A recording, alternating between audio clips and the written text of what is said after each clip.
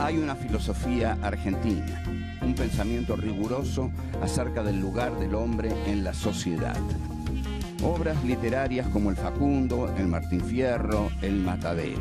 Texto axial, fundamental, el plan revolucionario de operaciones de Mariano Moreno, Los muertos en Plaza de Mayo. El primer centenario se festeja bajo estado de sitio. Las cartas a Lavalle deciden el fusilamiento de Dorrego. No hay verdad que se resista frente a 2 pesos, moneda nacional.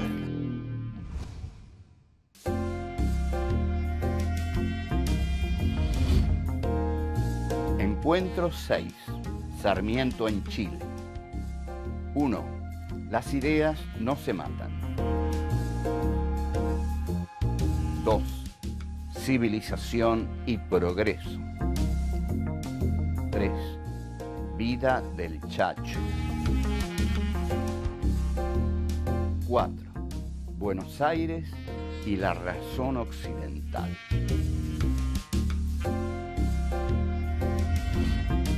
Domingo Faustino Sarmiento nace en febrero de 1811 en la ciudad de San Juan.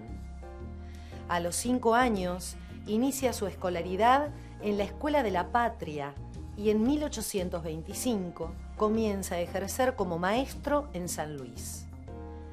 En 1829 se integra al ejército unitario y combate contra las tropas de Facundo Quiroga. Frente a las sucesivas victorias del caudillo riojano, Sarmiento se exilia en Chile y regresa en 1836.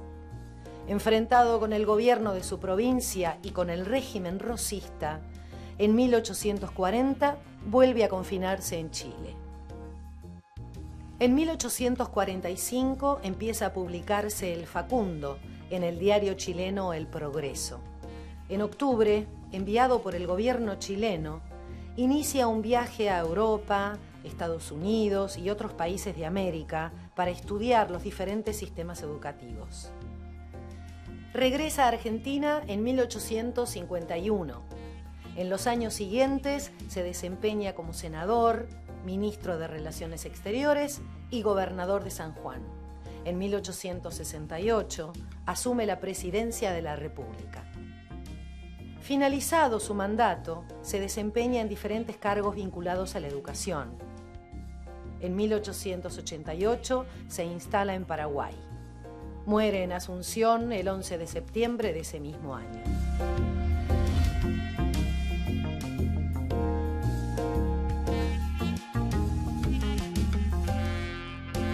Nos vamos a ocupar hoy de la figura de Sarmiento y de un momento muy trascendente en su vida porque lo llevó a la escritura de El Facundo. Sarmiento va hacia Chile huyendo de San Juan. Se va de San Juan porque es perseguido por las tropas del caudillo federal Nazario Benavides. Nazario Benavides era un caudillo federal que estaba a las órdenes de don Juan Manuel de Rosas, estamos hablando del año 1840 más o menos, y en este sentido Sarmiento lo incomodaba mucho, y Sarmiento tiene una reunión con Nazario Benavides, y Nazario le dice que mejor se vaya, porque si no lo va a tener que matar. Efectivamente Sarmiento se va, y su ida de San Juan es célebre, porque cuando pasa por los baños de Sonda, escribe una leyenda en francés, es decir, la escribe para que los gauchos no la entiendan, la escribe para que los gauchos sientan que son bárbaros, brutos, incivilizados. O sea, esta leyenda que está dirigida a los gauchos, a la vez está dirigida en francés para que no la entiendan. Entonces, lo que Sarmiento escribe es «On ne tue pas les idées». O sea, esto ha sido traducido de muchas maneras, pero textualmente es «Las ideas no se matan». El mismo Sarmiento en el libro lo traduce de un modo muy especial. A los hombres se los degüella, a las ideas no. En realidad, el hecho de degollar a los hombres ha sido muy efectivo para eliminar las ideas. Convengamos que esto de que Sarmiento diga a las ideas no se las degüella, cualquier degollador le diría, yo no quiero degollar las ideas, con degollar a los hombres que son los que tienen ideas, si yo los degüello, ya no tienen ideas. O sea que es un acto, digamos, el de Sarmiento, de tener una enorme confianza en las ideas. Es decir, que las ideas continúan aunque los hombres sean degollados. Pero además, en otras traducciones aparece la palabra bárbaros. A los hombres se degüella, a las ideas no. Bueno, Sarmiento cruza a Chile, donde reina la libertad y donde cree que se va a sentir muy bien, y efectivamente se siente muy bien en Chile, y publica una biografía del fraile Félix Aldao. El fraile Félix Aldao es un personaje célebre porque es el que en el poema conjetural derrota a Narciso Laprida en la batalla en la cual Narciso Laprida es ultimado por eso que Borges llama el íntimo puñal que le entrega la certeza a Laprida de su destino sudamericano. La biografía de Aldao es muy buena y revela a la vez algo muy importante. Ustedes observen la pasión de Sarmiento por estos tipos azarosos, violentos, sanguíneos. Sarmiento escribe las biografías de Aldao, Quiroga y El Chacho. Después escribe algunas biografías de Horace Mann, pero no escribe la biografía ni de Echeverría, ni de Rivadavia, ni de Mariano Moreno, ni de Castelli. No escribe las biografías de los porteños ilustrados. Escribe las biografías de aquellos que para él son bárbaros, salvajes, porque sabe que esa es la materia prima de una verdadera literatura nacional. Porque lo que Sarmiento advierte como escritor latinoamericano que él quiere ser, es que, por ejemplo, en Aldao y en Quiroga, a quien califica como la figura más americana de la Revolución, en esas vidas azarosas, en esas vidas tremendamente violentas y originales, está la materia de una literatura nacional. El objetivo del libro que va a escribir, que es El Facundo, consiste en demostrar la barbarie del régimen de Juan Manuel de Rosas a través de la barbarie de Juan Facundo Quiroga, el caudillo federal.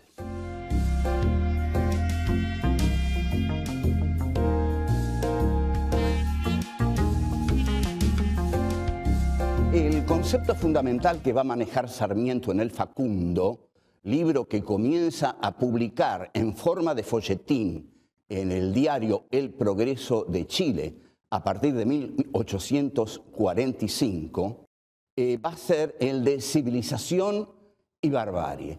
Este era el concepto con que se manejaba el colonialismo del siglo XIX. ¿Cuál es la característica del colonialismo capitalista? El colonialismo capitalista se desarrolla en base a valores. Por ejemplo, el Imperio Romano, cuando conquistaba un territorio, no decía que llevaba con su conquista la racionalidad, el progreso, el avance de la historia. No, le estaba diciendo a la gente de ese territorio que tenía la distinción, el honor, la gloria de pertenecer a justamente la grandeza de Roma. Pero desde el descubrimiento de América, con Cristóbal Colón en 1492, cuando comienza el sistema capitalista que comienza a globalizarse, ya ahí el desembarco de los españoles en América viene con el valor de la evangelización. Ese es el gran valor. Les traemos el alma, les dicen a los indios. Si ustedes aceptan que nosotros los evangelicemos, ustedes van a tener un alma. Si no lo aceptan, los vamos a matar.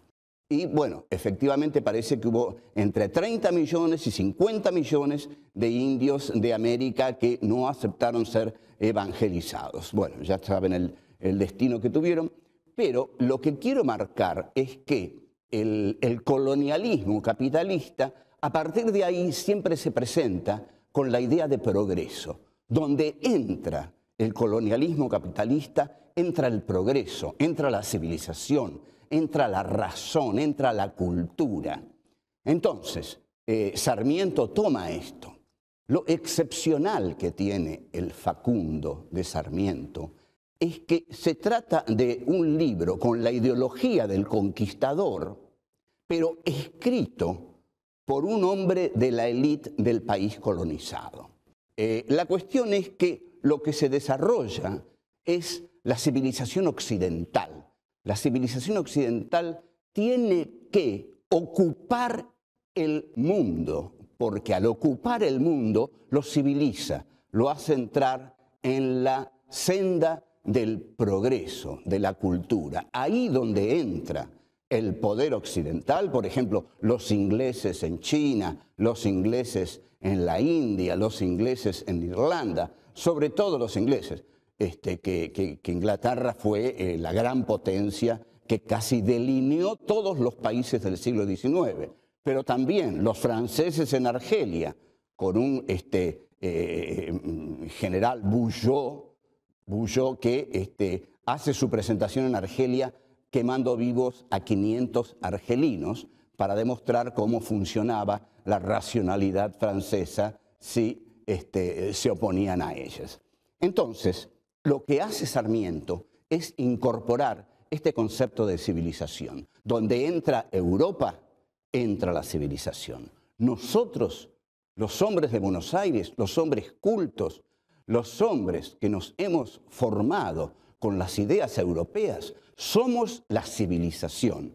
Los hombres del interior, los gauchos, los hombres de las campañas, los hombres que no conocen las ideas europeas, son la barbarie. ¿Qué es la barbarie? La barbarie es lo otro. La barbarie es lo inintegrable por la civilización. El antagonismo, civilización y barbarie, nunca se resuelve en la historia argentina. Está planteado por Sarmiento en el Facundo y no se resuelve más. Hoy no está resuelto, hoy no está resuelto. Hoy la opulenta ciudad de Buenos Aires es la que se asume como la civilización y todo el conurbano es lo que es considerado barbárico. Y también en París, cuando se teme la invasión de los expulsados por el sistema, los musulmanes que no tienen trabajo y que han incendiado París en una oportunidad, y vaya a saber cuántas veces lo van a hacer, porque la civilización occidental cada vez tiene que levantar más muros para seguir manteniéndose. Cayó el muro de Berlín, pero se levantaron montones de muros. Estos muros son los que levantan los civilizados para que los bárbaros no entren en los dominios de la civilización. Bien, entonces, el libro de Sarmiento se llama Civilización y Barbarie, o sea, dos conceptos totalmente antinómicos. Una cosa es la civilización, que es la cultura, es la racionalidad, son las ideas, es el progreso, es eso que se llama el tren del progreso. Y otra cosa es la barbarie, que es la campaña, que es el atraso, son las viejas costumbres del federalismo precapitalista, esto incluso lo va a decir el propio Marx, y a la barbarie hay que combatirla y hay que liquidarla y hay que derrotarla. No hay comprensión con la barbarie, no hay arreglo posible con la barbarie en el siglo XIX. Sarmiento se conoce con el general Bugeaud en Argelia y el general Bugeaud le dice: a la barbarie hay que combatirla con la barbarie. Y Sarmiento le hace caso.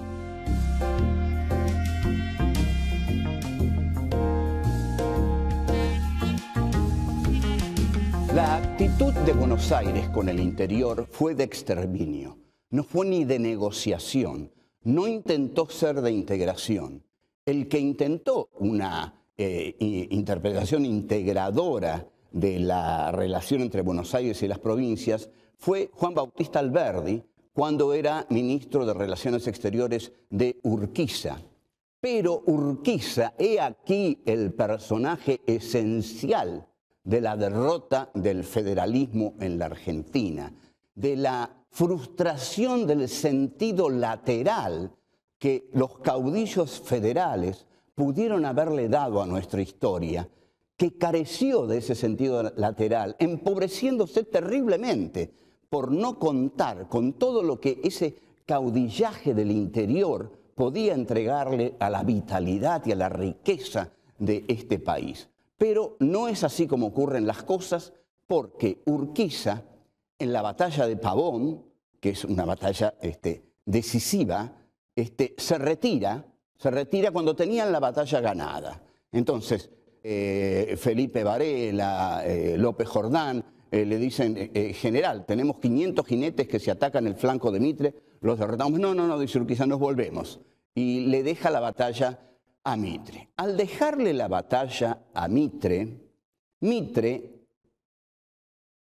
controlado Urquiza, se siente dueño de todo el país y desde Buenos Aires decide iniciar lo que él llama una guerra de policía. ¿Qué es una guerra de policía? Una guerra de policía consiste en no considerar al enemigo como parte de las leyes de la guerra.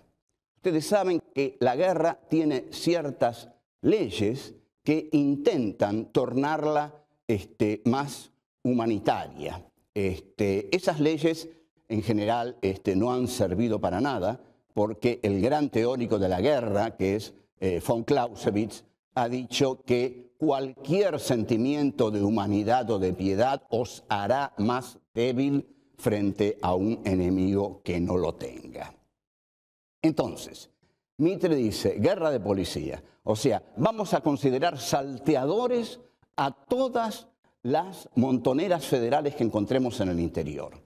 ¿Qué es lo que pasa? Hay un arrasamiento total de las montoneras gauchas, que tiene su expresión principal cuando el mayor Irrazábal le clava una lanza a Ángel Vicente Peñalosa, le cortan la cabeza y la clavan en una pica en la Plaza de Olta. La Plaza de Olta es hoy llamada la Plaza del Federalismo y Ángel Vicente Peñalosa es uno de los caudillos que el interior de la Argentina, desconocido por los porteños, es uno de los caudillos más queridos en el interior del país, que ha sido un territorio derrotado. Mitre escribe frases terribles. Por ejemplo, si Sandes mata gente, Ambrosio Sandes, si Sandes mata gente, déjenlo, es un mal necesario. Esta es una frase que Mariano Grondona va a escribir en un texto que se llama Meditación del elegido, en diciembre de 1974, en su revista Carta Política, a propósito de López Rega, donde dice, López Rega está haciendo lo que hay que hacer, déjenlo, alguien tiene que hacer esa tarea. Lo mismo dice Mitre de Ambrosio Sandes. Si Sandes mata gente, déjenlo, es un mal necesario. Entonces, Sarmiento, cuando el Chacho es derrotado, escribe una vida del Chacho. En esa vida del Chacho, Sarmiento explicita toda su teoría de el aniquilamiento de las montoneras gauchas, considerándolas fuera de las leyes de la guerra. A esta vida del Chacho le responde el federal José Hernández con un texto que también se llama Vida del Chacho, y que comienza diciendo, los salvajes unitarios están de fiesta. Ustedes observen lo interesante, es que el lenguaje que utiliza José Hernández, ¿no?, es el mismo lenguaje con que los de Buenos Aires se dirigen a los federales, porque los trata como bárbaros. Es decir, el concepto con que Hernández trata a los porteños es el de barbarie. Los porteños son bárbaros porque han matado al más grande de los caudillos del interior. Es decir, el partido que evoca la civilización y el progreso es un partido de asesinos, dice Hernández, porque han matado cobardemente a este hombre ya casi viejo, y le han cortado la cabeza, etcétera, etcétera. Entonces, José Hernández, en su texto sobre la vida del Chacho, José Hernández, el autor del Martín Fierro, el que va a escribir el Martín Fierro, pero aquí es un federal que está del lado de Ricardo López Jordán. Escribe: maldito, maldito, 1000 veces maldito sea el partido envenenado con crímenes que hace de la República Argentina el teatro de sus sangrientos horrores. Es una prosa violenta, es una prosa agresiva, es una prosa que es como una bofetada en la cara de la ciudad-puerto orgullosa que se cree depositaria de la cultura. No, dice José Hernández, malditos sean, 1000 veces malditos, porque ustedes son asesinos. Durísimo, durísimo.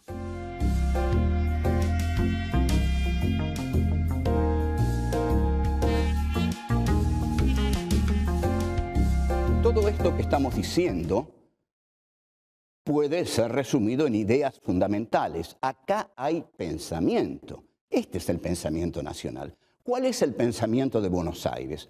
El pensamiento de Buenos Aires es el pensamiento de la razón ilustrada europea. Europa considera que expandiéndose, expande los valores de la civilización occidental. Buenos Aires considera que ella, en tanto ciudad ilustrada, expresa esos valores de la civilización occidental, expresa la cultura, expresa la filosofía occidental, es decir, aquella que hace de la cultura el ser del hombre. El hombre es hombre porque se hace a través de la cultura. Pero los que no se hacen a través de la cultura son los bárbaros, porque los bárbaros son la negación de la cultura. Y para matar a otro hay que considerarlo ajeno a la cultura. Y ajeno a la cultura es ajeno a la condición humana. De aquí que Mitre haya llamado guerra de policía al exterminio de los gauchos. Pero aquí, aunque Mitre no lo supiera, se estaba basando en los grandes publicistas franceses y aún se estaba basando en la crítica que hace Heidegger a partir de su análisis de Descartes del tecnocapitalismo. Heidegger dice: el hombre ha olvidado al ser para entregarse al dominio de los entes.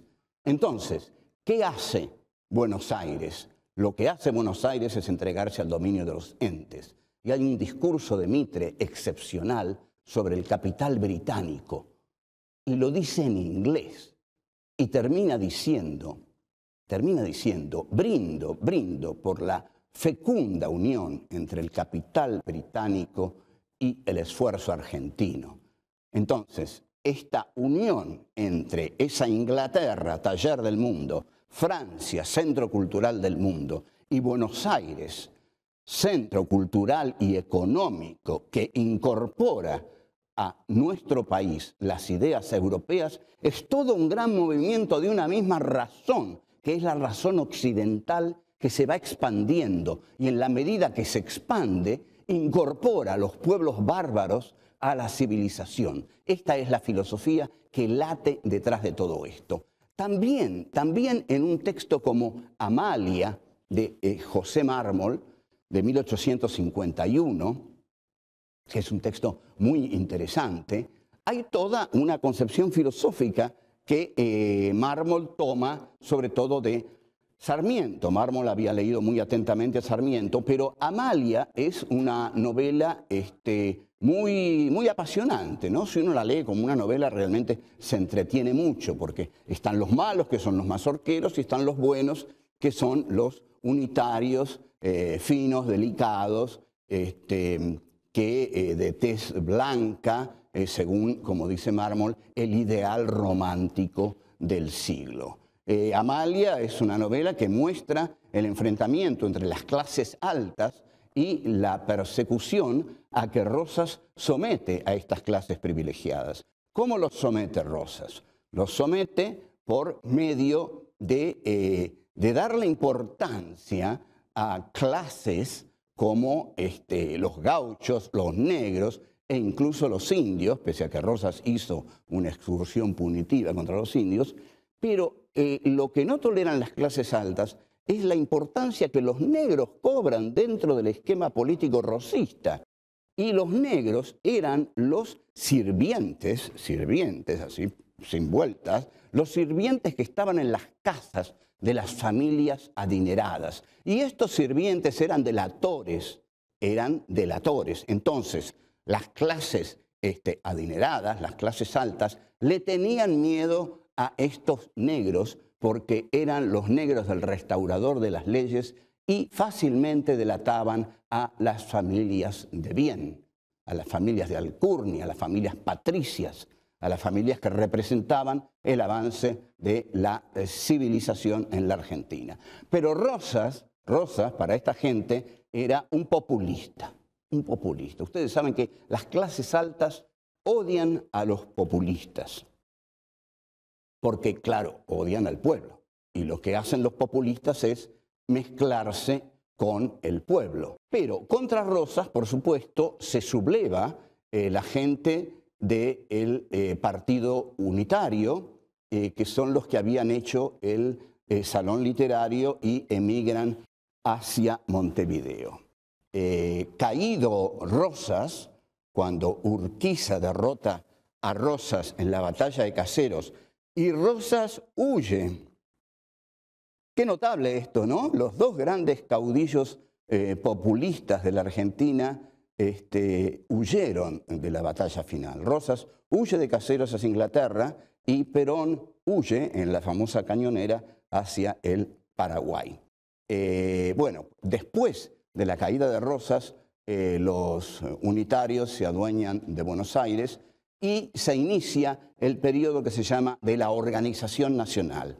En ese periodo Buenos Aires va a tratar de parecerse a Europa todo lo que pueda, porque Europa es el camino de la civilización, el tren de la historia.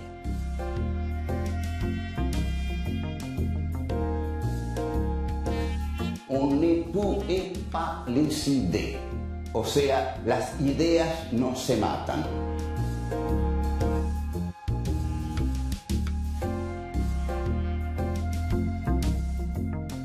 El concepto fundamental que va a manejar Sarmiento en el Facundo va a ser el de civilización y barbarie.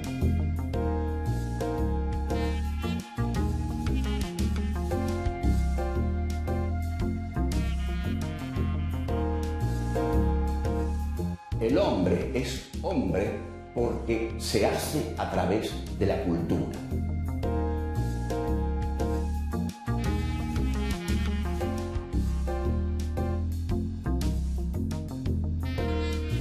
El antagonismo, civilización y barbarie, nunca se resuelve en la historia argentina.